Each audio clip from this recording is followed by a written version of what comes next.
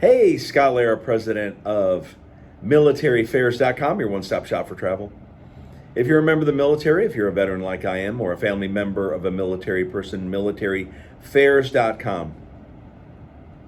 One of the number one questions I'm asked is, hey, Scott, what's your favorite cruise line?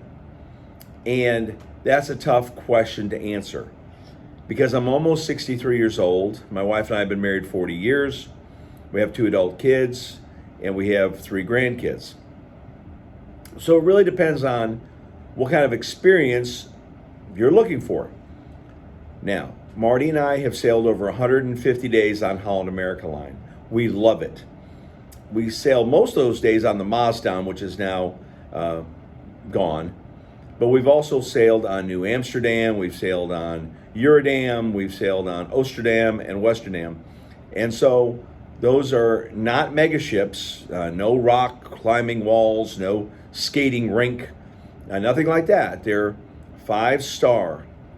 The food, everything is about them is 5-star. And I have to give credit to Chef Rudy, who I've known for many years. I love you, Chef Rudy. Just what he's done with the Pinnacle Grill, with everything he's done on Holland America Line. Thank you. So if you're an older couple and you want fewer kids and you're not wanting the bells and whistles, Holland America Line is the ticket. Now, let's talk about Royal Caribbean. Now, my wife Marty and I just came off the Icon of the Seas a couple months ago, and it's the largest cruise ship in the world today. And you want to talk about bells and whistles, it's for families, it's for kids, it's for singles, it's for everybody. And it's an amazing ship, lots of food options. They do have a nice skating rink. They have the Aquadome where these folks, jump into the water. You have the dog, Rover, I think is his name, on the ship. You have a ship's dog. But the food and everything is incredible on Icon of the Seas. And now Utopia of the Seas, the 6th Oasis class ship, is coming to Port Canaveral here in July. So Royal Caribbean is great for families. NCL, Norwegian Cruise Line.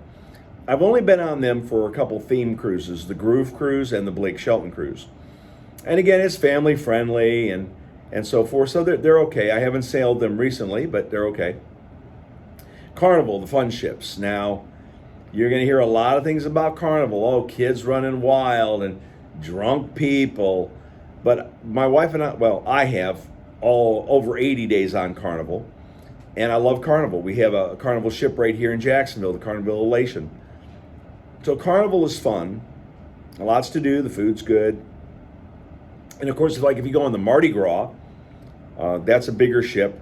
Now, I do want to say, talking about militaryfairs.com, that Carnival, MSC, Royal, Celebrity, they do offer military discounts. So if you have any questions on that, Scott at militaryfairs.com. And of course, if you want the airfare or a post cruise hotel, just go directly to militaryfairs.com. You can book it all there. But if you're looking at a cruise, email me, Scott at militaryfairs.com. So we talked about Holland America, we talked about NCL, we talked about Royal Caribbean. Let's talk about MSC. Now, MSC in the past has gotten some bad reviews regarding the food and service, but they've only recently come into the U.S. market. So several months ago, I went on MSC, and my daughter said, Dad, keep an open mind, which I did. And I had a balcony, and I had a very great experience on there. And actually going back on the MSC Seashore August 1st with my wife, my daughter, my son-in-law, and my 2 grandsons that are 6 and 4. And so looking forward to that. And so the fact of the matter is, cruising makes for a very good vacation. You unpack only once, go to different ports. There's things to do for everybody, for the seniors, for the adults, for the kids. So I think that's good. Now, let's talk about Virgin Voyages, that was founded by Sir Richard Branson, and I hope to meet him one day just to say hi. But Sir Richard Branson came up with Virgin Voyages, adults only, no tipping, no gratuities, very open-minded, very carefree, You can be as relaxed as you want. Relax so much you can go to the pajama party one night. Wear your SpongeBob SquarePants pajamas. There's fitness and wellness. A good friend of mine, a Navy veteran buddy of mine who I hadn't talked to in years, said, "Hey, Scott." And I go, "Hey, what?" He goes, "We're both elementary school teachers. We want to go on a cruise without kids. What do you recommend?" I put them on Virgin Voyages. They're actually sailing today. And so Virgin Voyages is a cruise unlike any other I've been on. Would I go on it again tomorrow? In a heartbeat.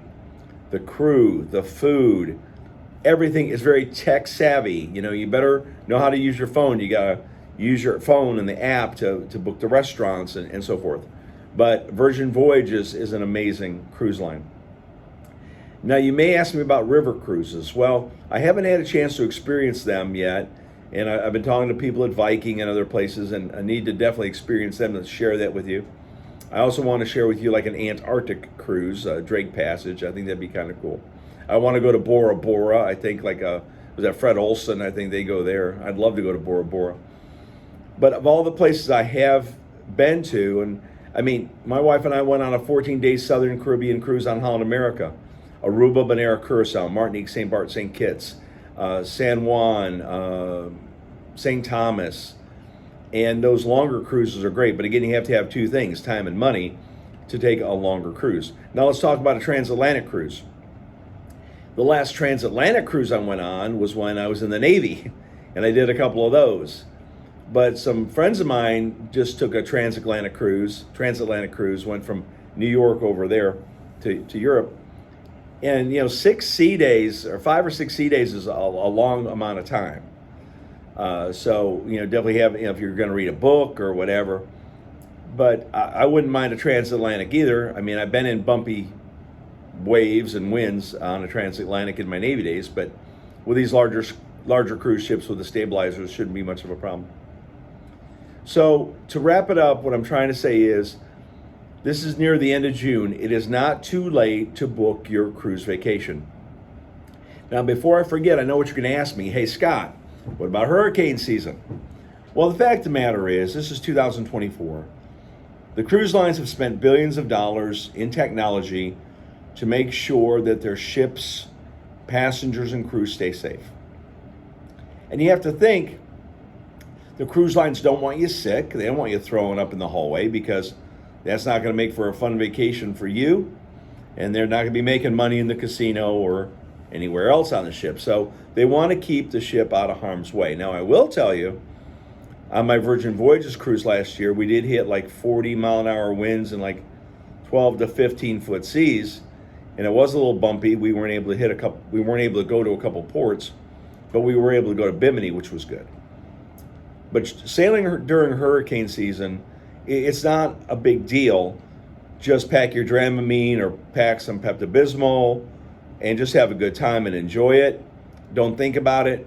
And if you are prone to seasickness, I urge you to get a cabin on a lower deck midship, because if you're up at the bow, the front of the ship, you're going to feel this, or if you're in the back, you're going to feel it. And so if you're a midship, in the middle of the ship, you are going to have a better experience. So I just want to share that with you. Excuse my head cold, just getting to the end of it. If you have any questions, email me, scott@militaraffairs.com. If you want to book airfare or hotel, militaraffairs.com. Hope you have a great day. Scott Lara, president of militaraffairs.com, U.S. Navy veteran.